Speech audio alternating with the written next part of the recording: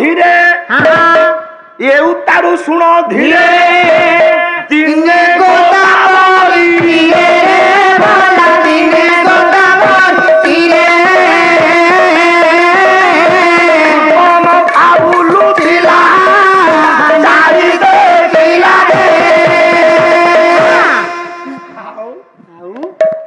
ଦିନେ ଗୋଦାବରୀ ଘାଟରେ ମା ଶୂର୍ପଣଖା ବୁଲୁଛି ହେଲା ଏଇଠି ପ୍ରଶ୍ନ ଆସେ ହଁ ସେ ରାବଣ ଘର ତ ଲଙ୍କା ଶୂର୍ପଣଖା ଲଙ୍କା ରହିବା କଥା ସେ ଗୋଦାବରୀ କାହିଁକି ଆସିଥିଲା ଭାରତକୁ କାହିଁକି ଆସିଥିଲା ଗାଧେଇ ବୋଲି ଭାରତକୁ ଗାଧେଇ ଶ୍ରୀଲଙ୍କାରେ ପାଣି ନାହିଁ ଖାଇବା ବନାନ୍ତି ଆଉ ପାଣି ସାର୍ ଭାରତରେ ଯୋଉ ପରମ୍ପରା ନଥିଲା ରାବଣ ସେ ପରମ୍ପରାଟା ଆରମ୍ଭ କରିଥିଲା ବର୍ତ୍ତମାନ ଆମେ ନାରୀ ମାନଙ୍କୁ ପ୍ରାଧାନ୍ୟ ଦଉଛେ ପ୍ରତ୍ୟେକ କ୍ଷେତ୍ରରେ ଆମର ଯଦି ବର୍ତ୍ତମାନ ଲୋକସଭା କି ନିର୍ବାଚନ ହଉଛି ଏଥିରେ ନାରୀ ମାନଙ୍କର କିଛି ଆସନ ସଂରକ୍ଷଣ ରହୁଛି ସେତେବେଳେ ଶୂର୍ପଣଖାକୁ ଦିଆଯାଇଥିଲା ଦାୟିତ୍ୱ ବିଦେଶ ମନ୍ତ୍ରଣାଳୟ ରାଷ୍ଟ୍ରମନ୍ତ୍ରୀ ସିଏ ଥିଲା ବିଦେଶ ମନ୍ତ୍ରଣାଳୟ ତାମାନେ କଣ ବୈଦେଶିକ ମନ୍ତ୍ରୀ ଇଏ ଦେଶ ଦେଶ ବୁଲିବ ବିଭିନ୍ନ ଦେଶର ଖବର ଆଣି ରାବଣ ପାଖରେ ଦବ ଶୂର୍ପଣଖା ଓରେ ଶୂର୍ପଣଖା ବୁଲୁଛି ଗୋଦାବରୀ ଘାଟରେ ନଜର ପଡିଗଲା ଗୋଦାବରୀର ସରୁବାଲି ଉପରେ କିଛି ମଣିଷଙ୍କ ପାଦ ଚିହ୍ନ ପଡିଛି ହେଲା କହିଲା ମାନବର ପାଦ ଚିହ୍ନ ମାନବର ପାଦ ଚିହ୍ନ ଚିହ୍ନିଲା କରି ବିକ୍ଷଣ ରେ ଚିହ୍ନିଲା କରି ବିକ୍ଷଣ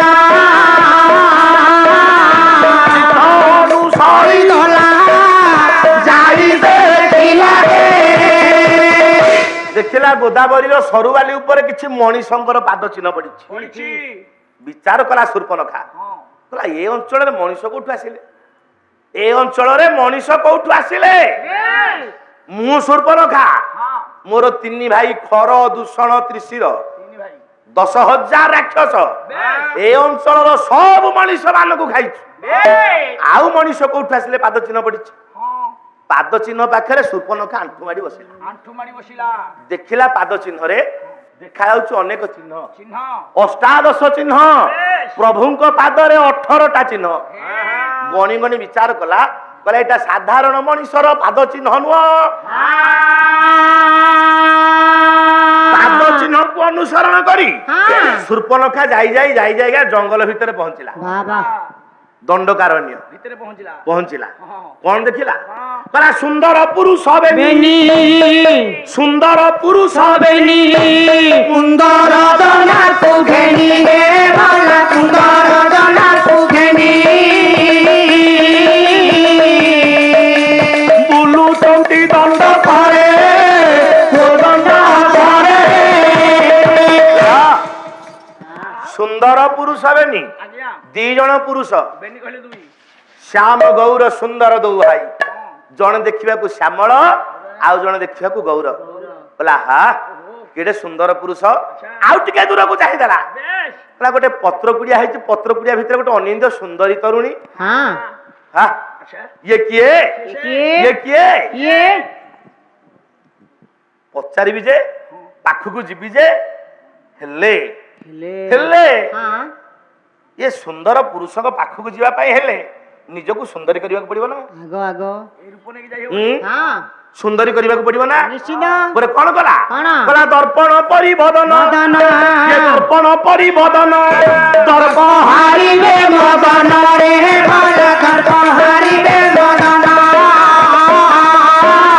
बिंधिसी बांधिसी दोषा जतने दोषा रे निज रूप परिपाटी को बदले देला मायाविनी राक्षसी रूपटा को बदलेला सारे सुंदरी रूप धारण करी जाई आश्रम निकट रे पहुंचला कवि सम्राट भंज कलम कले कला बुली आसी शूर्पणखा नामे राक्षसी नामे राक्षसी अंतरे बसी रही होइला कोसी अंतरे बसी रही होइला कोसी वृक्ष आढुआला आसी ठियाला कहला हा केडे सुंदर पुरुष पाखे गोटे अनिंद्य सुंदरी तरुणी एमितिया सुंदरी स्त्री थाउ थाउ ये कौन मते ग्रहण करिवे ये कौन मते ग्रहण करिवे तेणु करी पुणी भाविला बोला कहीं ग्रहण करिवे नहीं କାହିଁ କରିବେନି? କଣ ପାଇଁ? କାରଣ ହଁ। ଗୋଟେ ଉଦାହରଣ ଦେଲା।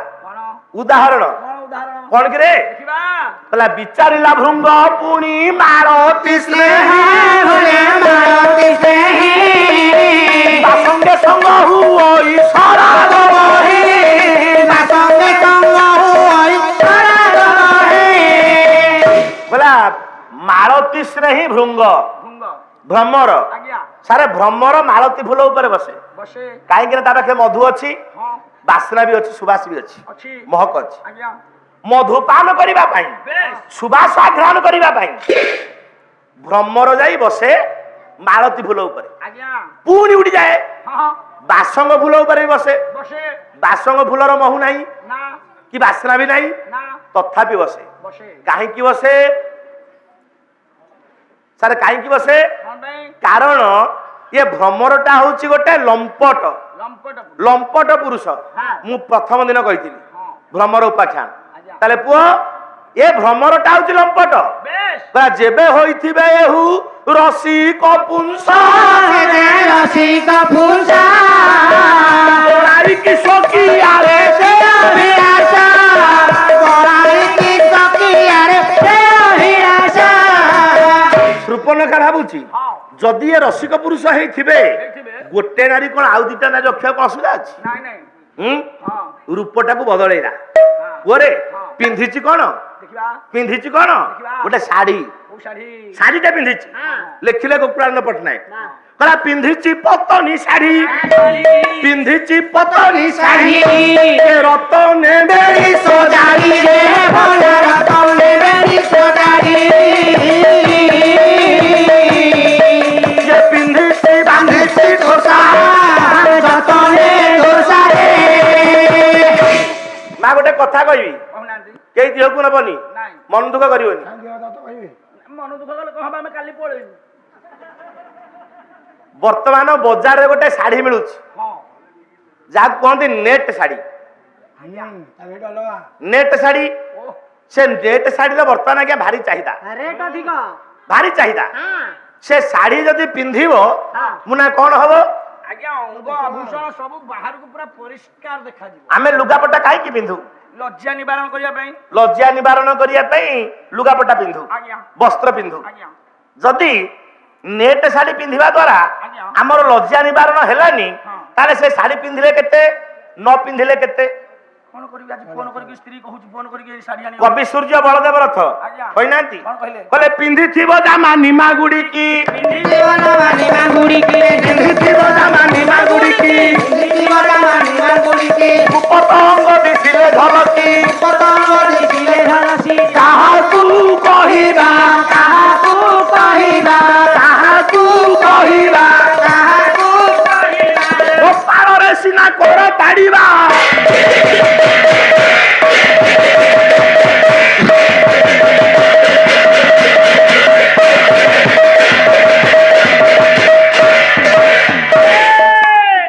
ପୁଅ ଆଜ୍ଞା ଆଜି ଶୂର୍ପନଖା ଗୋଟେ ଶାଢୀ ପିନ୍ଧିଛି, ଆଚ୍ଛା ପତନି ଶାଢୀ, ହଁ ହୁଁ, ପତନି ନେଟ୍ ଶାଢୀ, ଓ ସେତେବେଳର ଶାଢୀ। ଆଜ୍ଞା ପହଞ୍ଚିଗଲା ରାମଙ୍କ ପାଖରେ।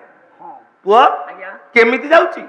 ସୁପର୍ଣ୍ଣଖା କେମିତି ପତନି ଶାଢୀ ପିନ୍ଧିକି ଯାଉଛି? ଶୂର୍ପନଖା ଯାଇ ରାମଙ୍କ ପାଖରେ ପହଞ୍ଚିଲା। ସାର୍ କେମିତି ଯାଉଛି? ଭଞ୍ଜ ଲେଖିଲେ କବି ସମ୍ରାଟ। କଣ କହିଲେ?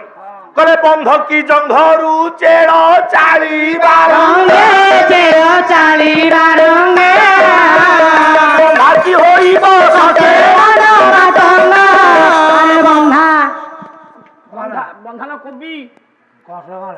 ଶାଢୀ ପୁଅ କହିଲେ ହୁଁ ସୁପର୍ଣ୍ଣଖା ଗୋଟେ ପତନି ଶାଢୀ ପିନ୍ଧିଛି, ହଁ ତାର ସବୁ ଅଙ୍ଗ ଆଭୂଷଣ ପରିଷ୍କାର ବାହାରକୁ ଦେଖାଯାଉଛି। ହଁ ଗେଲେଇ ଗେଲେଇ ହୋଇକି ରାମଙ୍କ ପାଖକୁ ଯିବ, ଯାଉ ହେଲେ କେମିତି ଯିବ? ସେ ଅଙ୍ଗଭଙ୍ଗୀଟା ଦେଖିବାକୁ ପଡିବ ନା ଆଉ। ଦେଖେଇବ ସିଏ ହଜିବୁ ଦେଖେଇବ ଦେଖେଇବୁ? ହଁ ସୁପର୍ଣ୍ଣଖା କେମିତି ଯାଉଛି, ହେଲେ ଅଙ୍ଗଭଙ୍ଗୀଟା ନ ଦେଖିଲେ ହବ କି? ଦେଖା ପାଟିକାଲ କେମିତି ଶୂର୍ପନଖା ଯାଉଛି। ପାଟିକାଲ ପାଟିକାଲ ଦେଖା ବଢିଆ ନା ପାଣି ମନ୍ଦ ଦବ।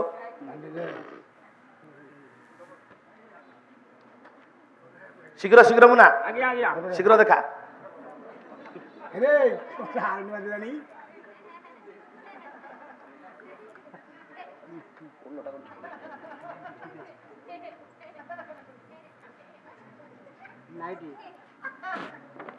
ଆରେ ଆଜ୍ଞା ଆଜ୍ଞା ଠିକ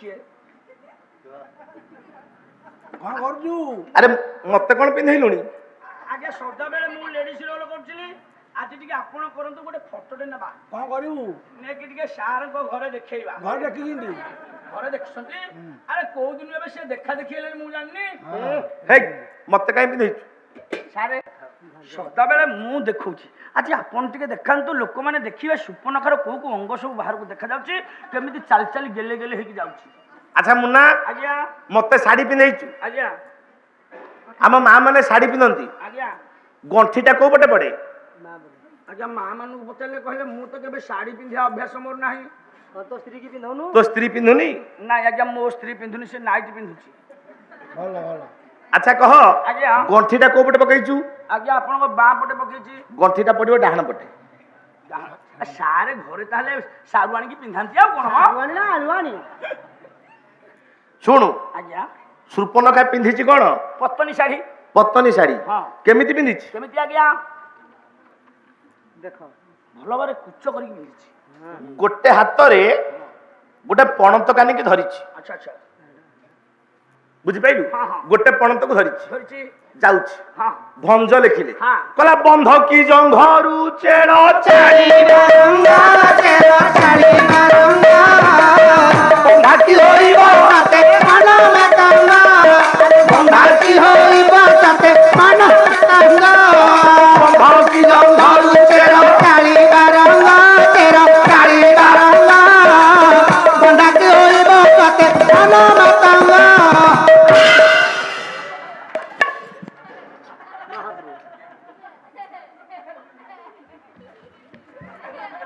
ହଇରେ ଆଜ୍ଞା ମୁଁ ତ ଚାଲି ଦେଖଉଛି, ଆଜ୍ଞା। ତୁ କାହିଁ ତଳେ ଗଡୁଛୁ?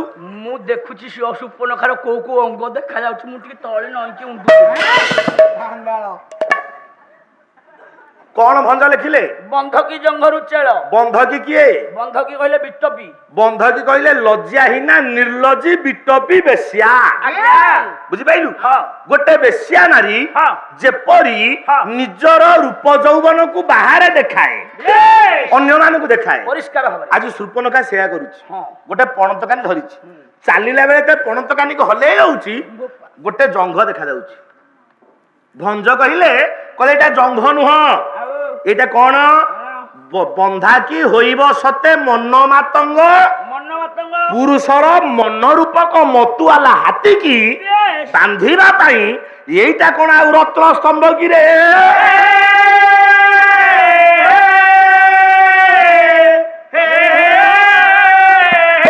ପହଞ୍ଚିଲା ଯାଇ ସୁପର୍ଣ୍ଣଖା ଭଗବାନ ରାମଙ୍କ ପାଖରେ।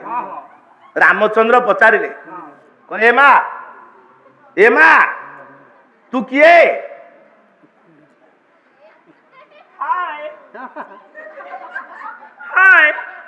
Hi, handsome.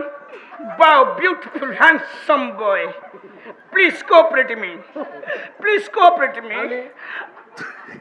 दूरे की ठिया, I pintis ko ang sangkastano. दूरे की ठिया। Isto kar sab kar dudu bistu. तू किए तू तो परिचय कौन?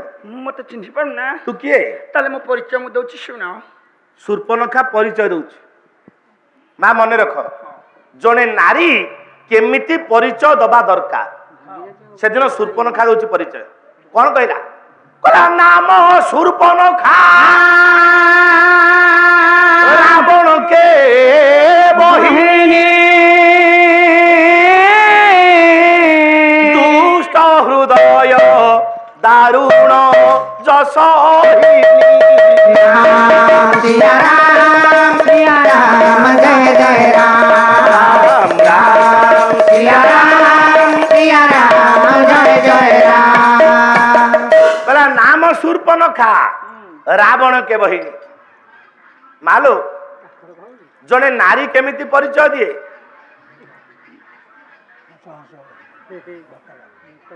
अच्छा अच्छा माँ जने नारी केमिति परिचय दिए? केमिति छोटिया झीटी आमर बसी हां झील तुमको पचरा हब परिचय कौन कह केमिति परिचय दब? देखिबा अरे मत कह इे कह किसी लाज कर नहीं कह मु पचारि माँ तुम परिचय दियो परिचय केमी दब?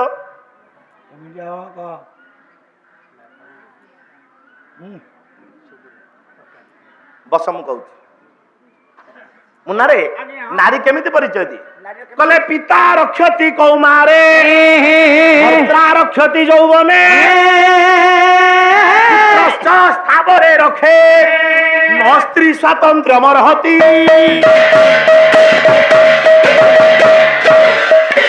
ଅବିବାହିତ ସମୟରେ ଝିଅ କାନଡେ କାନଡେ ଅବିବାହିତ ସମୟରେ କନ୍ୟା ଅବସ୍ଥାରେ ଯଦି କେହି ପଚାରେ ତମ ପରିଚୟ କଣ କହ ହଁ ହଁ କଣ କହିବୁ ମୁଁ ହଉଛି ଧନେଶ୍ୱର ବେହେରାଙ୍କର ଏଲିୟଳି କନ୍ୟା ମିସ୍ ଡୋନା।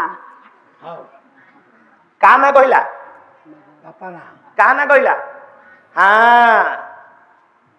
ଅବିବାହିତ ଅବସ୍ଥାରେ ଝିଅଟିଏ ବାପାର ପରିଚୟ ଦେଇଥାଏ ମୁଁ ଅମୁକ ଗାଁର ଅମୁକ ଲୋକର ଝିଅ ବୁଝିପାରିଲ ବାହା ହେଇଗଲା ପରେ ବେଶ ପଚାରିବା ମା ତମ ପରିଚୟ କଣ ମୁଁ ହଉଛି ବାମ ଘଇତାର ମାଇପ।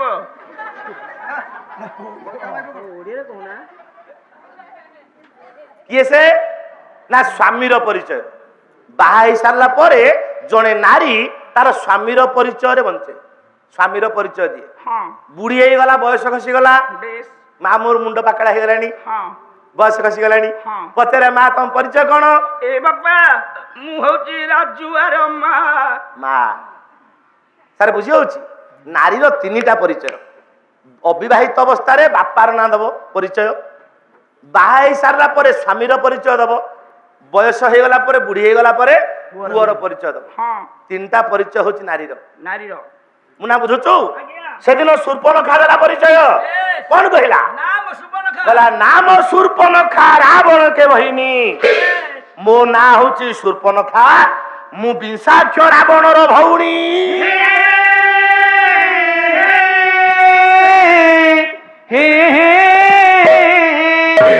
ରାମଚନ୍ଦ୍ର ଜାଣିଦେଲେ କହିଲେ ଏଇଟା ଆର୍ଯ୍ୟ ସଂସ୍କୃତିର ଝିଅ ନୁହଁ ନା ଆମ ଭାରତୀୟ ନାରୀ ଏ ନୁହଁ ଯଦି ଭାରତୀୟ ନାରୀ ହେଇଥାନ୍ତା ବେଶ ତାହେଲେ ସ୍ୱାମୀର ପରିଚୟ ଦେଇଥାନ୍ତା ବାପାର ପରିଚୟ ଦେଇଥାନ୍ତା ନହେଲେ ପୁଅର ପରିଚୟ ଦେଇଥାନ୍ତା ହଁ ଏଇଟା ଗୋଟେ ଅନାର୍ଯ୍ୟ ସମ୍ପ୍ରଦାୟ ସେ ମୁହଁକୁ ବୁଲେଇ ଦେଲେ ରାମଚନ୍ଦ୍ର ହଁ ଶୂର୍ପଣଖା କହିଲା କହିଲା ହେ ସୁନ୍ଦର ପୁରୁଷ ହେଲା ହେଲା କଥାଟା ମୋର ମନକୁ ଆସିଲାନି ହଁ ତମେ ଭାବୁଛ ମୁଁ କଣ ଛୋଟ ଜାତିରେ ଜନ୍ମ ନାଇଁ ନା ଭଞ୍ଜ ଲେଖିଲେ କହିଲା ବିଶ୍ରବାନନ୍ଦିନୀ ମୁଁ ଯେ কুলরে সাধু মুঝে কুলরে সাধু বিশ্ববাই বস্তু প্রিয় আধার মাধু বিশ্ববাই বস্তু প্রিয় আধার মাধু କହିଲା ହେ ସୁନ୍ଦର ପୁରୁଷ ମୁଁ ଛୋଟ ଜାତିରେ ଜନ୍ମ ନୁହଁ ବିଶ୍ରବାନନ୍ଦିନୀ ମୁଁ ଯେ ବ୍ରହ୍ମାଙ୍କର ପୁଅ ହେଲା ପୌଲସ୍ତ୍ୟ ପୌଲସ୍ତ୍ୟଙ୍କର ପୁଅ ହେଲେ ବିଶ୍ରବା ମୁଁ ହଉଛି ବିଶ୍ରବାଙ୍କ ଝିଅ ଜାତିରେ ବ୍ରାହ୍ମଣୀ ସାଧୁ ତେଣୁ ମୁଁ ଛୋଟ ଜାତିରେ ଜନ୍ମ ନୁହଁ ତେଣୁ ମତେ ଅଣଦେଖା କରିବା ଆବଶ୍ୟକ ନାହିଁ ନାଇଁ ନାଇଁ ମୁଁ ଉଚ୍ଚ ଜାତିରେ ଜନ୍ମ ତଥାପି ରାମଚନ୍ଦ୍ର ମୁହଁ ବୁଲେଇ ଦେଲେ ବେଶ କାରଣ ଶୂର୍ପଣଖା ଭାବିଲା କହିଲେ ମୁଁ ବାପାଙ୍କ ନାଁ କହିଲି ତ ଜଣେ ଋଷିଙ୍କ ନାଁ କହିଲି ତ ଇଏ ଭାବୁଛି ବୋଧେ ମୋ ବାପା ଗୋଟେ ଗରିବ କାଙ୍ଗାଳ ପୁଣି କହିଲା କହିଲା ଆରେ ମୁଁ ବିଶ୍ରବା ଋଷିଙ୍କ ଝିଅ ସତ ଗରିବ ଘର କିନ୍ତୁ ଗରିବ ପିଲା ନୁହଁ ଆଉ କହିଲା ବାରବେନିପୁରେ ରାଜା ମୋର সদারা রাজা মোর সদারা ভারত পাই হইবে ভারত বরা হে ভারত পাই হইবে ভারত বরা ବାରବେନିପୁରେ ବେନି କହିଲେ ଦୁଇ ବାର ବେନି ବାର ଦୁଇ 14 ଭୁବନର ରାଜା ହଉଛି ମୋ ଭାଇ ରାବଣ ବେଶ ଯଦି ସେ ଜାଣିବ ତା ଭଉଣୀ ଶୂର୍ପଣଖା ବିବାହ କରିଛି ତମେ ହବ ରାଜା ମୁଁ ହେବି ରାଣୀ ଆମେ ଦୁହେଁ ରାଜ ଐଶ୍ୱର୍ଯ୍ୟ ଭୋଗ କରିବା ଏ ଜଙ୍ଗଲ ଛାଡ଼ିଦେବା ଜଙ୍ଗଲ ଛାଡ଼ିଦବା ଦର୍ଶକ ବନ୍ଧୁ ଆପଣମାନଙ୍କୁ ଆମ କାର୍ଯ୍ୟକ୍ରମଟି କେମିତି ଲାଗିଲା ଆଶା କରୁଛି ନିଶ୍ଚିନ୍ତ ଭାବେ ଭଲ ଲାଗିଥିବ ଆହୁରି ନୂଆ ନୂଆ କାର୍ଯ୍ୟକ୍ରମ ଦେଖିବା ପାଇଁ ଆପଣମାନେ ଆମ ଚ୍ୟାନେଲକୁ ଲାଇକ୍ ଆଉ ସେୟାର କରନ୍ତୁ ଆଜ୍ଞା ହଁ ସବସ୍କ୍ରାଇବ୍ କରିବା ପାଇଁ ଭୁଲିବେ ନାହିଁ ରହୁଛି